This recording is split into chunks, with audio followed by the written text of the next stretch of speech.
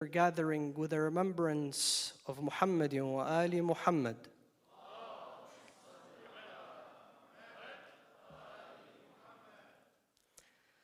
As a gift to the soul of Sayyidina wa Mawlana wa Habibina Al-Imam Abu Abdullah Al-Hussein, recite the second salawat.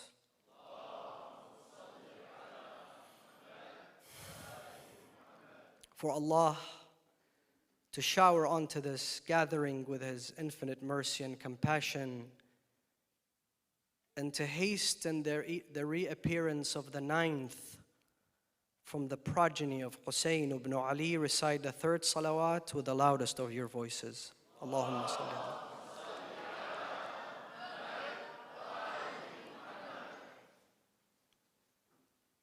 Indeed, it is the most fundamental question of our lives. Yet it is the most intimidating question. It is the most awkward question. Yet it is a question that exists in the minds of human beings since the inception of life on the face of this earth. Is God an illusion? Does God really exist? And if He exists, how can there be so much injustice and tyranny around the world? If God sees everything, how can He be a witness to millions of people suffering around the world? If God hears everything, does He not hear the cries of the victims of war and terror? The cries of the victims of abuse and rape? The cries of hungry children and desperate mothers? Tonight, we are here to engage in a dialogue with such ideas and thoughts. And notice I've used the word dialogue and not debate. Why? Because I truly believe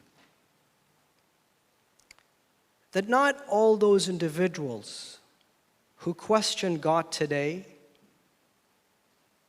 who have misconceptions about God, who deny God's existence, not every single one of them is evil by nature. Not every single one of them was in pursuit of darkness or to sever their ties with their Creator. In fact, I want to say this. I believe that some of them were in pursuit of the truth. Some of them were in pursuit to find the truth, and they landed on the wrong freeway. And today, they're no longer identifying with Islam.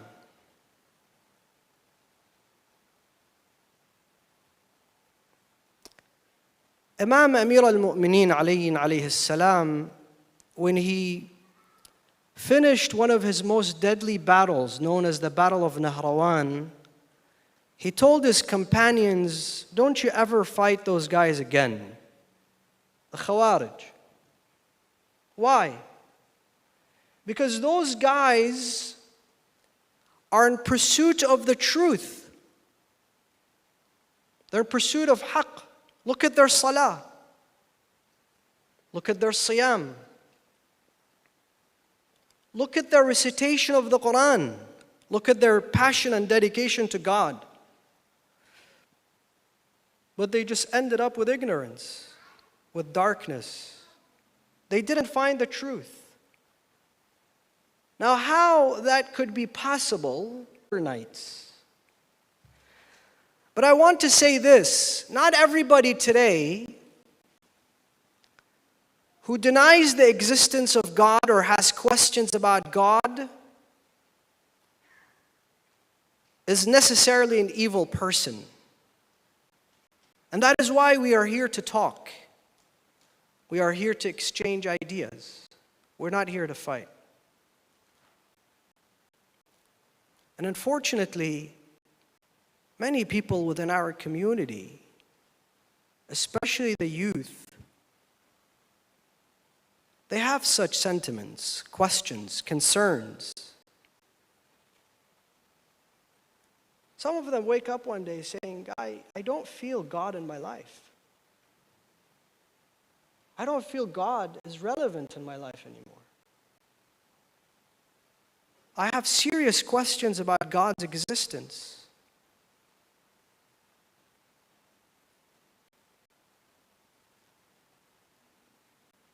And those are normal thoughts. Sometimes pious, righteous, practicing individuals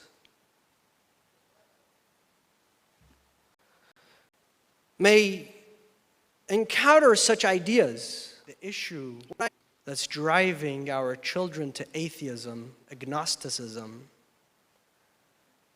is not their high school atheist math teacher. And it's not the fact that they went and read scientific books. The initiation of the journey begins with the so-called religious policing, religious hypocrisy, religious superstition, religious double standards, from the so-called religious institution. And then they'll end up on YouTube and read a couple of articles, and boom, you have a full-fledged atheist.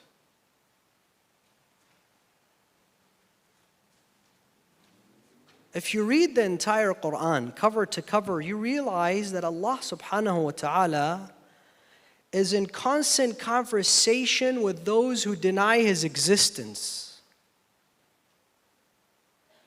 If all their ideas were so ludicrous, if they were a bunch of hoodlums, if they weren't worth our time and energy, why would God spend the majority of the Quran speaking to them, in dialogue with them? If Allah subhanahu wa ta'ala, the Almighty, their Creator, is tolerant of them, how could we drive them away from the house of Allah? How can we shut the door of mercy in their face?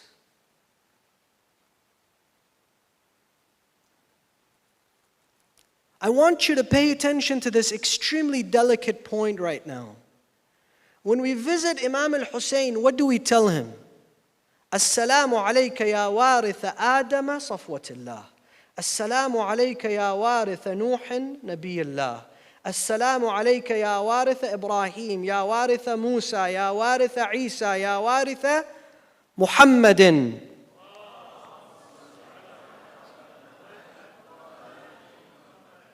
What did Imam al-Hussein inherit from Adam? What did Imam al-Hussein inherit from Ibrahim and Nuh and Isa and Musa and his grandfather? Was it not Tawheed? Was it not the love of Allah? Was it not the mercy of Allah? Was it not the compassion of Allah? Was it not the forgiveness of Allah? Was it not to create an everlasting bond with your Creator, the Almighty Allah subhanahu wa ta'ala?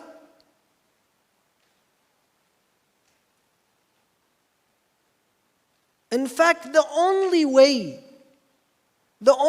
for us to be able to explain the journey of Imam al-Hussein, the sacrifice of Imam al-Hussein, is to say that this is an example of the greatest, most perfect relationship between man and his Creator. Unconditional love. They told him, Ya Aba Abdullah, if you're leaving Medina, at least leave the children, leave the woman, because we know what's going to happen to you. Why are you taking the children, even this infant, this 6-month-old infant, why are you taking him? What was the response of Sayyid al-Shuhada, Al-Imam Abu Abdullah al-Hussein? شاء الله أن يراني قتيلا وأن يراهن سبايا. Allah's will, Allah's command, Allah has decided to see me as a martyr, as a shaheed, and for them to become captives.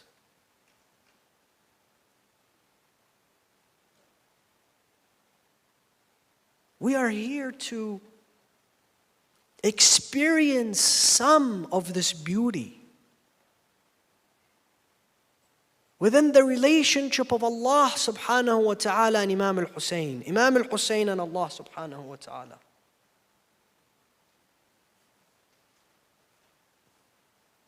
His father, Amir al-Mu'mineen, says, أول الدين معرفة الله. The very first step into faith, into religious conviction, into religious awareness is to know Allah, to have a relationship with Allah, to create a bond between you and your Creator. That is the very first ingredient.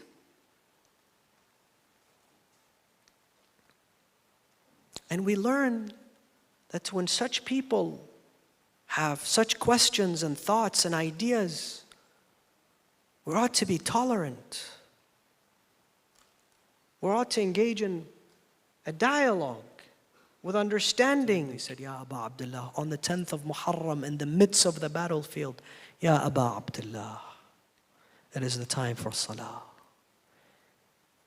He says, I've missed having a conversation with Allah.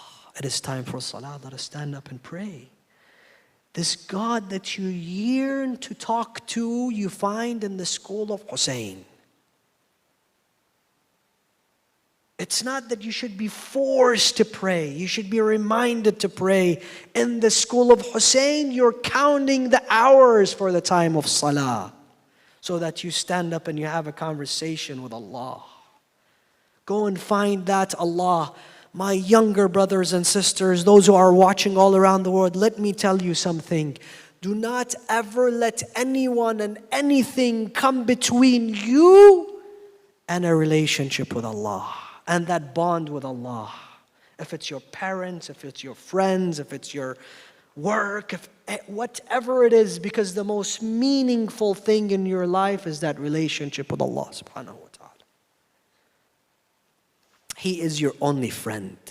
He is your true friend. You see, when you are at a young age, you might not know this. But as you grow older, you will realize Allah is the only friend you can depend on. Because He loves you more than your own mother and your own father.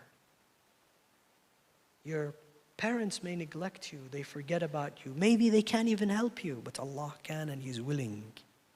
And He will always be there for you. And He's your only loyal friend. And He is your only true friend. And He's the only one that listens to you 24/7. And He will never shut His door in your face. Not your friends on Facebook. Not your followers on Instagram. Allah is that true friend. And this is where you learn in the school of Imam al-Hussein that Allah is not an illusion. Allah is real. And He is always relevant. In every second of your life, He is relevant. Look at Imam al-Hussein. Beheaded, killed. His family is taken as captives in the midst of the deserts. Who would think that Imam al-Hussein, nobody would even know what happened to him? If you were there on that day, you would say, most certainly Hussein will be forgotten. But Allah was with Hussein. Allah took the side of Hussein. And look at Hussein today. Look at him today. He has so many friends. Look at the family of Hussein today. a family in the hundreds of millions. Every color, every nationality, every language, every ethnicity, every age. Today, they gather to show their love for Imam al-Hussein. To tell him, Ya Sayyidi, Ya Aba Abdullah, we wish we were there on the 10th of Muharram so that we can go there, so that we can be a sacrifice. We can go before you. We can defend you. So that you would not be left alone on the 10th of Muharram saying, أَلَا هَلْ مِن نَاصِرٍ يَنصُرُنَا أَلَا هَلْ مِن مُعِينٍ يُعِينُنَا. Is there anybody to come to our rescue? Allah rewarded Hussein with the most loyal of friends, most loving of friends, most generous of friends, most resilient of friends and followers. Because Allah was with Hussein. And He remains with Hussein. This is why we gather in those nights, brothers and sisters.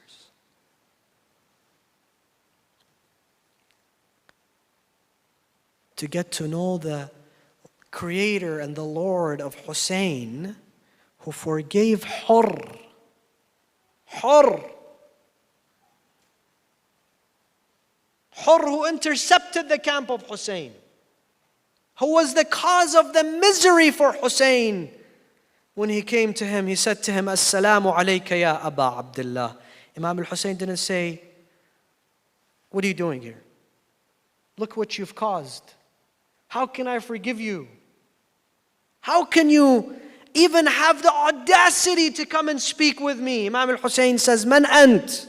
Who are you? Imam al-Hussein knew him because Hurr was praying behind Imam al-Hussein every day. But he wanted to see how Hurr is going to introduce himself. So he said, Yabna Rasulullah, my name doesn't matter anymore. And who am I doesn't matter anymore. I tell you who I am. أنا الذي جعجع بكم الطريق. I am that criminal. And today in our community, in our homes,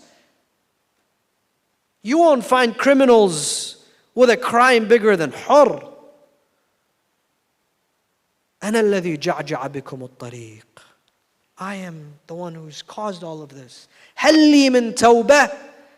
Imam al-Hussein says, Tub tab Allahu alayk. 2 words. In 1 split second, Hurr was forgiven. Those majalis lead you to that Allah that forgave Hurr in a split second, though he was the biggest criminal. And he turned Hurr into who he is today. So that when you visit Hussein, and you say, Assalamu ala al-Husayni wa ala Ali ibn al-Husayn wa ala awlad al-Husayn wa ala ashab al-Husayn, you salute Hurr ibn Yazid al-Riyahi. This is what the school of Hussein can do to us and for us, to turn into a criminal, a sinful person into a saint within a split second. On his last moments, when Shimr sat on the chest of Aba Abdullah, Imam al-Hussein was crying. Why was he crying? Was he afraid? Wallah, how can Hussein be afraid? Hussein says, لو اجتمعت العرب لقتالي. If all the Arabs draw their swords and they face me, I will not give them my back. Not Hussein. Children in the camp of Hussein were not afraid of death. How do you find death, O Qasim? Sweeter than honey. Why was he crying? He says, I cry because all those people will be punished because of me. This is Hussein's Lord. This is Allah. And this Allah is not an illusion. So he says to him, Shimr, fetch me water. Do you think Imam al-Hussein wanted water? It's a matter of seconds, and he will be quenched by Allah. But Imam al-Hussein saw what Shimr was doing. He wanted to rescue him just like he rescued Hurr. Maybe if he goes and fetches him water, he's not going to sit on his chest. He's not going to behead him. He wanted to give him a chance, even Shimr. This is Hussein. And the majalis of Hussein lead us to this Allah that gave morality to Hussein. And this love relationship between man and his creator is found only in the school of Hussein.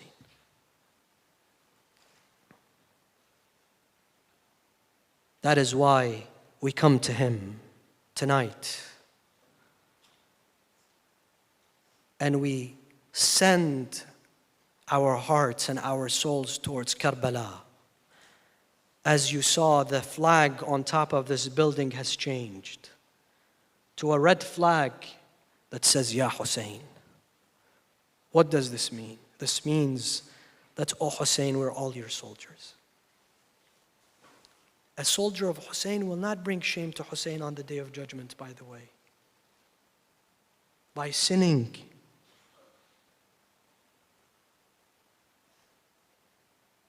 A servant and a soldier of Hussein defies sin because he knows this is what pleases Hussein. I don't go towards sin because I know that is going to embarrass my Imam.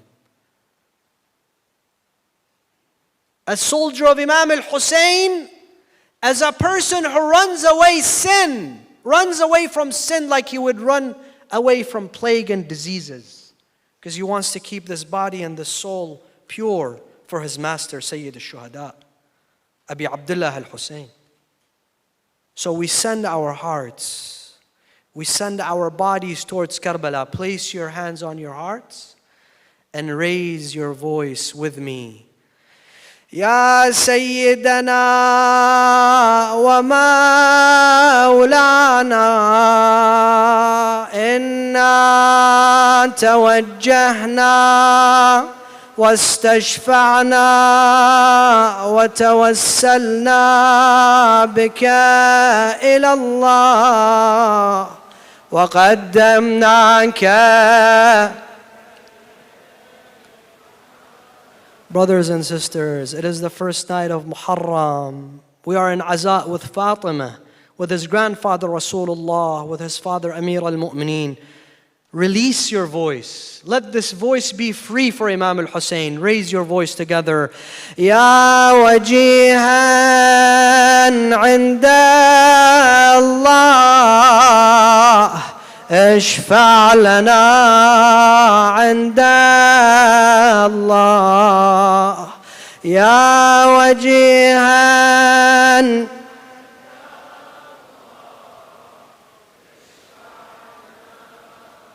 Now all of us together, we salute him. We salute him on the first night for his sacrifice. As-salamu ala al-Husayn wa ala Ali ibn al